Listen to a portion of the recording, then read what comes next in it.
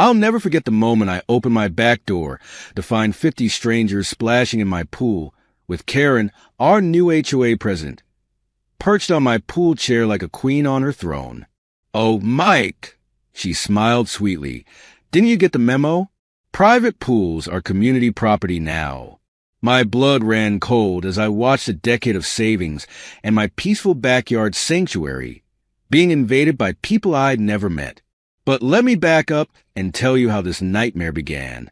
If you want to know how I got revenge on this power-hungry HOA president and protected my property rights, hit that subscribe button. Trust me, you won't want to miss what happened next. After 15 years of grinding away at my software engineering job, I'd finally done it. Bought my dream house in Palm Grove Estates. The previous owners had installed a gorgeous infinity pool overlooking the nature preserve behind the property. It was everything I'd imagined.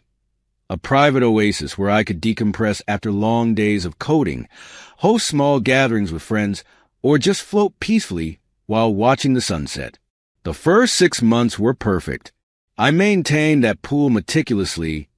Perfect pH balance, weekly cleaning, proper chemical levels. My next-door neighbor Tom even joked that he could see his reflection in the pristine blue water from his second-story window. I got along great with everyone in the neighborhood, often inviting the families on my street over for weekend barbecues by the pool. Then came the HOA election. Linda Matthews, who'd moved in just 3 months prior, somehow managed to get herself elected as president. The first red flag should have been her campaign slogan, making Palm Grove great again through proper community asset management. I didn't think much of it at the time. Just another retiree with too much time on her hands, right? Wrong. So very wrong. The changes started small. First came the pool inspection notices, claiming she needed to verify safety compliance. I cooperated, showing her my perfectly maintained filtration system and safety equipment. But I noticed how her eyes lingered on every detail, how she scribbled endless notes in her little red notebook. Then came the suggestions. Maybe I could post a schedule for when my pool was available for neighborhood use. Perhaps I'd consider hosting the HOA's annual summer party. I politely declined both, reminding her that this was my private property, not a community pool. That's when Linda's true colors emerged. At the next HOA meeting, she unveiled her master plan. The board has voted to declare all private pools as shared community assets to enhance property values and promote neighborhood unity. The room erupted in chaos. Other homeowners with pools were shouting in protest, but Linda just sat there with that same sweet smile, wielding her gavel like a weapon. I stood up, my voice shaking with anger. "You can't do this. It's illegal. This is private property." Linda's smile never wavered. "Actually, Mr. Wilson, if you check Section 8, Paragraph 12 of the updated HOA bylaws, you'll find that we can. The board has the authority to designate private amenities for community use when it benefits the neighborhood as a whole." I rushed home and dug through my closing documents. There it was, buried in the fine print of the HOA agreement. But something felt off about the wording. The paragraph looked different from the rest of the document, almost as if my investigation was interrupted by the sound of splashing and children's laughter coming from my backyard. I ran to the window, and my heart nearly stopped. There was Linda, leading a group of families through my back gate, carrying pool toys and coolers like they owned the place. That was 3 weeks ago. Since then, my peaceful oasis has become a war zone. But Linda had no idea who she was dealing with, or how far I'd go to protect what was mine. Sometimes the most dangerous person isn't the one making the most noise, but the quiet one documenting every single violation and building an airtight case. She thought she'd won when she changed those bylaws. She had no idea I used to work in digital forensics before switching to software engineering. And she certainly didn't know about the UV fingerprinting technique that would prove those documents had been altered. But she was about to find out. The next 3 weeks were pure psychological warfare. Linda didn't just want my pool. She wanted to break my spirit. Every morning, I'd wake up to find new community pool rules posted on my fence. Every evening, I returned from work to find strange families lounging on my deck chairs, their children cannonballing into my meticulously maintained water. I tried reasoning with these people at first. Look, I'd explain, showing them my property deed. This is my private pool. You're trespassing. Most would apologize and leave, looking embarrassed. But they'd be back the next day, waving printed pool passes that Linda had distributed throughout the neighborhood. These are officially sanctioned by the HOA, they'd insist, pointing to Linda's flowery signature at the bottom. She said you're just being difficult. The situation reached a new level of absurd when Linda started charging people for these passes. $50 per family for maintenance fees. She wasn't just stealing my property. She was profiting from it. I documented everything, setting up security cameras and keeping detailed logs of every incident. My garage became a makeshift command center, walls covered with photographs, timestamps, and financial records. Tom, my neighbor, became my unofficial ally in this fight. He'd text me whenever Linda was leading another group of families toward my backyard. Pool party patrol incoming, he'd warn. Karen's got her clipboard and her crazy eyes today. One particularly memorable Tuesday, I came home to find Linda had organized a children's swimming lesson program. A hand-painted banner hung across my fence. Palm Grove Youth Aquatics, building better communities one splash at a time.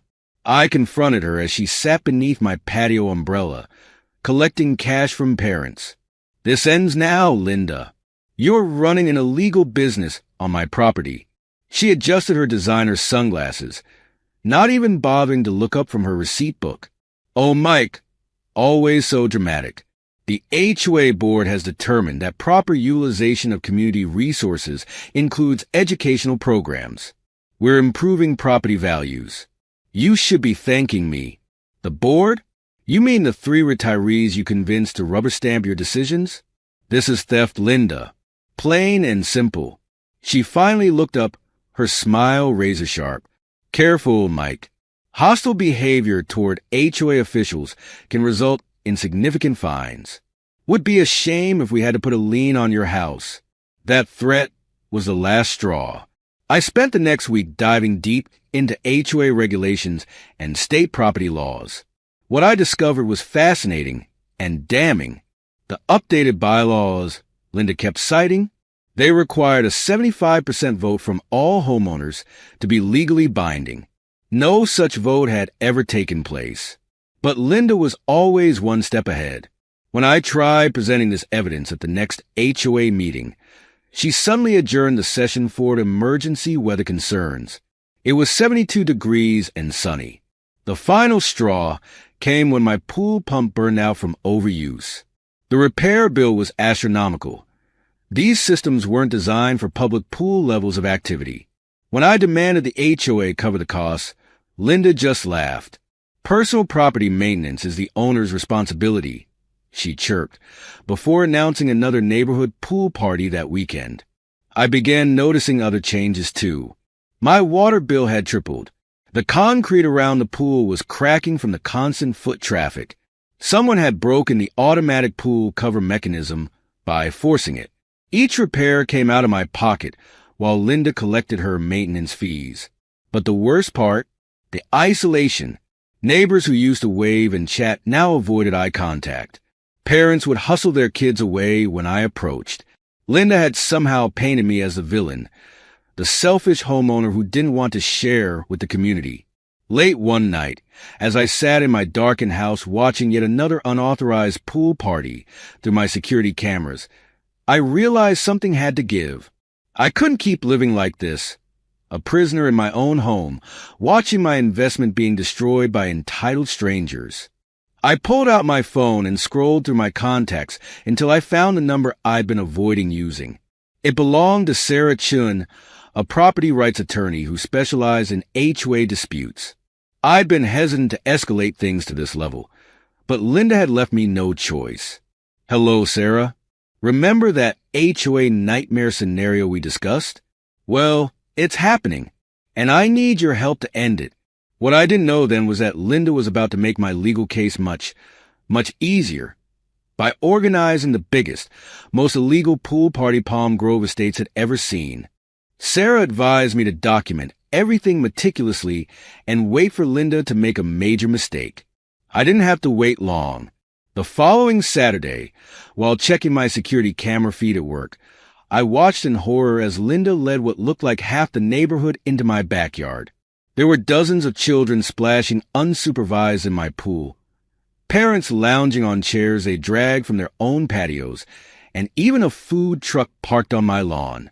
But what made my blood run cold was a banner. Palm Grove Estate's first annual Pool Olympics. Admission $25. Linda had finally crossed the line from casual theft to outright criminal enterprise. I called Sarah immediately. "Are you watching this?" I asked, forwarding her the live feed. "Oh my God," she breathed. This is actually perfect. Multiple criminal violations happening simultaneously. Call the police. Right now. I'm on my way. I raced home, my hands shaking as I dialed 911. Yes, I need to report a breaking and entering. Multiple trespassers in my backyard, unauthorized use of my pool, and someone's running an illegal business on my property. As I pulled into my driveway, I could hear the music thumping from my backyard. Kids were screaming with joy. Parents were chatting and drinking, and the smell of grilled hot dogs filled the air. It was like a bizarre nightmare, watching strangers treat my property like a public water park. I found Linda sitting at a folding table by my pool gate, cash box open, writing receipts for the entrance fee. She looked up as I approached, that same smug smile plastered across her face. "Mike, how nice of you to join us. Would you like to make a donation to the HOA Pool Maintenance Fund?" "Linda," I said, my voice eerily calm, "you have exactly 5 minutes to get everyone out of my pool before the police arrive." Her smile faltered for just a second before returning, broader than ever. "The police? Really, Mike? That's a bit dramatic, don't you think? This is a sanctioned HOA event. Sanctioned by whom? You? The board members you manipulated? This is criminal trespassing, Linda. And now you're charging admission to use my private property. That's a whole new level of illegal." She stood up, her voice dropping to a harsh whisper. "You listen to me. I worked too hard to let some antisocial tech nerd ruin this community's vision. Your pool is a resource that benefits everyone. If you can't see that, maybe it's time we discuss your continued residency in Palm Grove Estates." The distant wail of police sirens cut through the party noise. Parents began looking around nervously. Linda's face went from smug to panic in an instant. "You actually called them," she hissed. Then, raising her voice, "Everyone stay calm. This is a legitimate HOA function. Mr. Wilson is just being difficult." But parents were already grabbing their kids from the pool, gathering their belongings and rushing for the gate. Linda tried blocking the exit, waving her clipboard like a shield. "Nobody leaves. I have proper documentation right here." That's when Sarah arrived, phone held high, recording everything. "Documentation of what, Mrs. Matthews? Your unauthorized use of private property? The illegal collection of fees? The operation of an unlicensed public pool without proper permits or lifeguard supervision?" Linda's face turned an interesting shade of purple. "Who do you think you are?" "Sarah Chun, property rights attorney. And you, Mrs. Matthews, are about to become a case study in HOA overreach." The first police car pulled up just as Linda made her final, catastrophic mistake. Seeing her control slipping away, she grabbed the cash box and tried to run. She made it 3 steps before slipping on the wet concrete and landing face first in a pool of spilled soda. For police officers entered my backyard to find a surreal scene. Scattered pool toys floating in the now empty pool, abandoned chairs everywhere, a food truck trying to execute a hasty 3-point turn on my lawn, and Linda Matthews, self-proclaimed HOA queen, sprawled on the ground clutching her precious cash box while my security cameras recorded every moment. "Officers," I said, pulling up the property deed on my phone, "I'd like to press charges." What happened next would become neighborhood legend, though not quite in the way Linda had hoped. As she was led to the police car, still protesting about community resources and property values, I noticed something odd about the cash box she'd been so desperate to protect. It contained a lot more than just that day's admission fees. And those documents stuffed at the bottom? They were about to blow the lid off something much bigger than one entitled HOA president's pool scheme. The aftermath of what became known as the pool party incident unfolded like a TV drama. Once the police started investigating the contents of Linda's cash box, the whole house of cards came tumbling down. Inside, they found not just the day's admission fees, but detailed records of every pool pass she'd sold, unauthorized fines she collected, and, most damning of all, the original HOA bylaws with her handwritten notes on how to modify them. Sarah was practically giddy. "This is better than anything we could have hoped for," she said, flipping through the evidence. She actually documented her own fraud. The investigation revealed Linda had collected over $15,000 in unauthorized pool fees over just 3 weeks. But that was just the beginning. The HOA's financial audit uncovered a pattern of suspicious administrative fees and special assessments dating back to her first day as president. Linda hadn't just targeted my pool. She'd been running a neighborhood-wide extortion scheme. The emergency HOA meeting that followed was standing room only. I've seen calmer feeding frenzies at Shark Tanks. Linda's former supporters were suddenly her loudest accusers, especially after learning their pool pass fees had gone straight into her personal account. "She told me I'd be fined $500 if I didn't buy a seasonal pass," one neighbor shouted. "She charged me extra because my kids like to splash too much," called another. Tom, my neighbor who'd been documenting everything alongside me, stood up and shared his photos of Linda's systematic harassment. Security footage from my cameras played on the meeting room screen, showing her leading unauthorized pool parties, collecting money, and threatening residents who questioned her authority. The 3 board members who'd supported Linda looked like they wanted to melt into their chairs. Turns out they never actually voted on the community pool initiative. Linda had forged their signatures, just like she'd altered the bylaws. "I moved to remove Linda Matthews as HOA president," Tom announced. The vote was unanimous, with Linda herself conspicuously absent, having been released on bail but ordered to stay away from my property. But the real justice came through the legal system. The district attorney was particularly interested in the fraud charges, especially given the scale of Linda's scheme. She faced multiple counts of criminal trespassing, fraud, forgery, and operating an unlicensed business. My civil suit against her was almost an afterthought, but Sarah made sure it hit where it hurt. "We're asking for compensation for damages to your pool equipment, increased utility costs, emotional distress, and punitive damages," she explained. "Plus, we've included all the other affected homeowners in a class action suit." Linda's response was to try selling her house and fleeing the state. Unfortunately for her, her assets had been frozen pending the investigation. The last I heard, she'd moved in with her sister in Ohio, leaving her husband to deal with the legal aftermath. The HOA underwent a complete restructuring. The new board's first act was to pass ironclad protections for private property rights. They also implemented transparency requirements for all financial transactions and board decisions.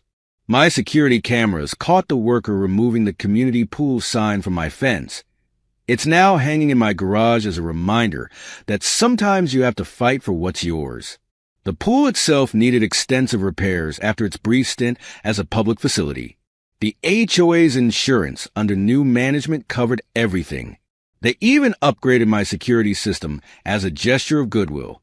These days, the only splashing you'll hear is from my small weekend gatherings with actual invited guests. Tom became the new HOA president, running on a platform of common sense and common courtesy. He keeps a framed photo of Linda's faceplant by the pool in his office as a reminder of what happens when power goes to someone's head. As for me, I still enjoy my evening swims, perhaps even more now that I've fought to keep them private. Sometimes neighbors stop by to apologize for getting caught up in Linda's scheme. I usually invite them to join me for a proper, invited pool party. After all, being a good neighbor doesn't mean letting people walk all over you. It means respecting each other's boundaries. Last week, I received a letter from Linda's lawyer offering a settlement. Sarah advised me to take it. The amount would cover my legal fees and then some. But I decided to press forward with the full suit. Some might call it petty, but I prefer to think of it as chlorinating the community pool of entitlement, one entitled HOA president at a time. The security cameras are still running, though these days they mostly capture peaceful sunsets and the occasional visiting wildlife. But sometimes, when I'm floating in my newly repaired infinity pool, watching the sun sink below the nature preserve, I raise my glass to Linda Matthews, the HOA president who learned the hard way that not all water is meant to be shared.